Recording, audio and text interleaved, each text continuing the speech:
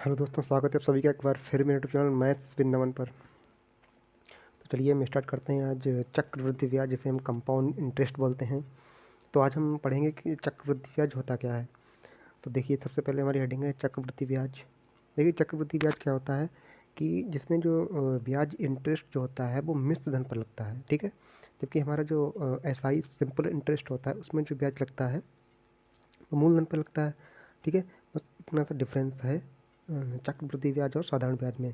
देखिए, for example हम यहाँ देखेंगे, फॉर एग्जांपल कि देखो, हम यहाँ पे एक एग्जांपल के तौर से समझेंगे। जैसे कि इधर लिखेंगे हम एसआई, सही है, और इधर दूसरी तरफ हम लिख देंगे सीआई, सीआई, ठीक है। तो देखिए, हम एक अमाउंट लेंगे, सिंपली अमाउंट लेंगे। मान लीजिए हमने लिया पी बराबर, हमारा अमाउंट है 10,000 रुपये, सही है। 10,000 रुपये इसके लिए भी और सीआई के लिए भी, ठीक है। अब इस 10,000 रुपये का हम पहले सिंपल इंटरेस्ट निकालेंगे और फिर कंपाउंड इंटरेस्ट निकालेंगे। तो देखिएगा आप क्या अंतर आता है। देखो, तो 10,000 रुपये का, ठीक है, यहाँ आर रेट ले लेते हैं हम 10%। तो 10,000 का 10% के हिसाब से देखिए क्या 10% दर से अगर 1 साल का हम निकालते हैं तो गुणा कर देंगे, कितना आ गया 1,000 रुपये, ठीक है। 1,000 रुपये ब्याज आ गया। और अगर हम यहाँ देखें मिश्र धन, तो 1 साल का मिश्र धन क्या हो जाएगा 10,000 और प्लस 1,000, टोटल मिला के कितना हो गया 11,000 रुपये, सही है। टोटल 11,000 रुपये हो गए 1 साल का। अगर हम इसी तरह से देखें कि 2 साल का मिश्रधन, तो 2 साल का मिश्रधन कितना हो जाएगा 12,000 रुपये 2 साल का। और इधर 3 साल का अगर देखें तो 3 साल का 13,000 रुपये। मतलब कहने का मतलब ये है कि जो सिंपल इंटरेस्ट होता है, साधारण ब्याज जो होता है, वो हर साल एकदम बराबर बढ़ता है, ठीक है।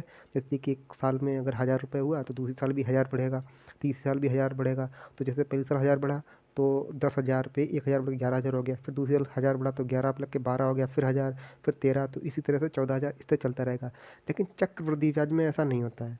चक्रवृद्धि ब्याज क्या कहता है कि ये जो ब्याज सॉरी, ये जो मूलधन दे रखा है, इस पर अगर 10% 1 साल का 10,000 लगेगा तो वो तो लगेगा ही ब्याज, ठीक है। पहली साल तो 1,000 रहेगा ब्याज, और मूलधन तो 11,000 हो जाएगा। पहली साल तो साधारण ब्याज और चक्रवृद्धि ब्याज बराबर ही रहेगा। लेकिन जब बात दूसरी साल से स्टार्ट होगी, तब जो चक्रवृद्धि ब्याज है वो कहता है कि मुझे ये जो 1,000 रुपये मिला, ये तो मिला ही, ठीक है। उसके बाद ये 10,000 पे 1,000 मिला, फिर इसके बाद इस 1,000 पे भी हमें 10% चाहिए, सही है। तो इस तरह से इसकी एक चैन चलती है। मैं इसको एक ट्री मेथड जो होता है उस तरह से मैं इसको समझाऊंगा, ठीक है। इस तरह से भी इसका चलता है चक्र। देखिए, अगर हम कंपाउंड इंटरेस्ट में देखें तो देखिए ये कंडीशन है कि 10,000 रुपये का 10%। अब देखिए, पहले साल में तो ब्याज 1,000 रुपये ही आना है, सही है। पहली साल में तो 1,000 रुपये आना है। अगर हम इससे देखें कि जो सीआई में ब्याज होता है वो मिश्र धन पर लगता है हमेशा, सही। तो 1,000 रुपये का ब्याज, सॉरी 10,000 रुपये का ब्याज 1,000 हो गया। तो यहाँ से अगर हम मिश्र धन देखें तो कितना हो गया 11,000 रुपये, ठीक है। अब इस मिश्र धन पर फिर से ब्याज लग जाएगा, तो ये तो 1 साल का हो गया। तो दूसरी साल देखो, इस मिश्र धन पर फिर से 10% ब्याज लग गया, 10/100, कितना आएगा 1,100 रुपये। अब ये 1,100 रुपये फिर किस में जुड़ेगा, इस 11,000 में।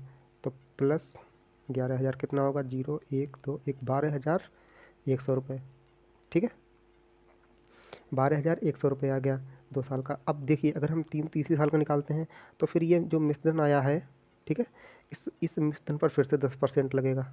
तो ये फिर से कैंसिल, कितना हो गया 1,210।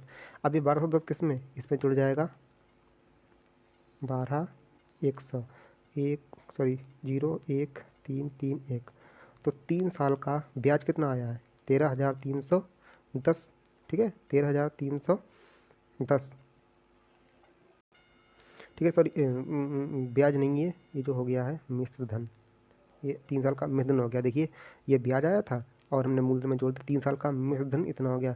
जबकि अगर यही हम अगर 10% पर 3 साल का साधारण ब्याज निकालते हैं तो कितना रहा 13,000 रुपये, और चक्रवृद्धि ब्याज 13,310 रुपये, ठीक है। ये एक डिफरेंस है चक्रवृद्धि ब्याज और साधारण ब्याज में। सही है। 10% की जगह आप कुछ भी परसेंट दूसरा ले सकते हो। देखिए एक ट्री मेथड से मैं से एक मतलब समझा के देखता हूँ। यहाँ देखिए, देखिए हमारा पी कितना है, 10,000 रुपये। सही है। पी 10,000 रुपये यानी कि मूल कितना है, 10,000 रुपये।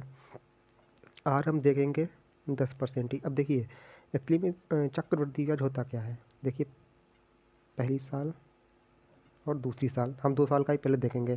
सही है। तो देखो पहले साल क्या होगा, 10,000 रुपये पर 10% ब्याज लगेगा।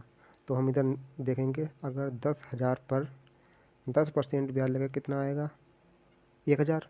ठीक है। तो पहली साल तो ब्याज कितना आ गया, 1,000 रुपये। सही है। देखिए पहले साल का साधारण ब्याज चक्रवृद्धि ब्याज, मैं फिर से कह रहा हूँ, बराबर ही होता है। सही। चक्रवृद्धि ब्याज और साधारण ब्याज पहले साल दोनों बराबर होते हैं, एकदम बराबर होते हैं। दूसरी साल से चक्रवृद्धि ब्याज क्या कहता है कि देखो अब पहली साल 1,000 हो गया, अब देखो दूसरे खुद से देख लो दूसरी साल। अब दूसरी साल 10,000 पर 10% तो लगेगा ही। ठीक है। तो 10,000 का 10% कितना हो गया, 1,000, 1,000 रुपये हो गया। अब दूसरी साल जो चक्रवृद्धि पर लगा वो कहेगा कि हमें 10,000 पे 10% मिल गया, लेकिन जो पहली साल जो 1,000 था इस पर भी हमें 10% चाहिए। सही है। तो 10%, 1,000 का 10% अगर हम निकालेंगे, अगर हम 1,000 का 10% निकालेंगे तो कितना आ गया, 100। तो 100 इसमें ऐड करना पड़ेगा, तो कितना हो जाएगा ये, 1,100 रुपये। तो 2 साल का कितना आ गया ब्याज, 1,100 रुपये। सॉरी क्या, कंपाउंड इंटरेस्ट यानी कि चक्रवृद्धि ब्याज, साधारण ब्याज नहीं, चक्रवृद्धि ब्याज। तो ये होता है इस तरह से। यहाँ भी देख लीजिए आप, हमने निकाला था, कहाँ चला गया, 2 साल का चक्रवृद्धि ब्याज 1,100 रुपये आया है, तो ये 1,100 रुपये आ गया। अगर हम ये 3 साल का देखते, अगर हम यहाँ 3 साल और बढ़ा लें, तो देखिए 3 साल में 1,000 तो रुपये पहले तो वो लगेगा ही लगेगा, 1,000 लग रहा है, तो वो 10% पे 10,000 पर 10% तो लगेगा ही लगेगा, हर हाल में लगेगा। ठीक है। उसके बाद फिर ये कंपाउंड इंटरेस्ट है, तो वो कहेगा इस पर तो मिल गया, अब हमें इसके भी 10% चाहिए, तो इसका 10%, तो फिर कहेगा इस पर भी 10% चाहिए, तो इसका 10, और कहेगा इस पर भी 10% चाहिए, तो इसका 100।